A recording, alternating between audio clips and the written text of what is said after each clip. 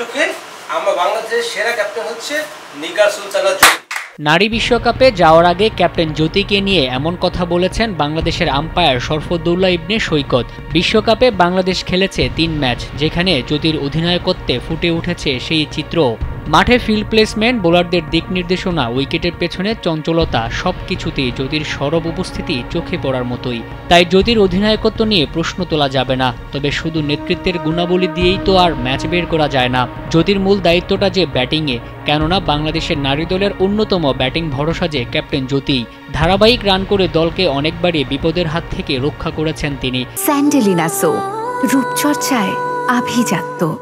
তবে বিশ্বকাপে ব্যাট হাতে একেবারেই ব্যর্থ অধিনায়কত্বে অনন্য জ্যোতি। পাকিস্তানের বিপক্ষে প্রথম ম্যাচে ৪৪ বলে ২৩, ইংল্যান্ডের বিপক্ষে ২ বলে ০ এবং নিউজিল্যান্ডের বিপক্ষে ব্যাট হাতে ২৮ বল খেলে করেন মাত্র ৪ রান। এমন বাজে ব্যাটিংয়ের ব্যাখ্যা খুঁজে পাওয়া কঠিন। দলের সেরা ব্যাটারের এমন অফর্ম ভোগাচ্ছে বাংলাদেশকেও। তবে জ্যোতি দ্রুতই রানে ফিরবে বলে মনে করেন সহ অধিনায়ক নাহিদা আক্তার। সোমবার সাউথ আফ্রিকার মুখোমুখি হবে টাইগ্রেসরা। বিশ্বকাপে নিজেদের টিকিয়ে রাখতে জয়ের বিকল্প নেই বাংলাদেশের।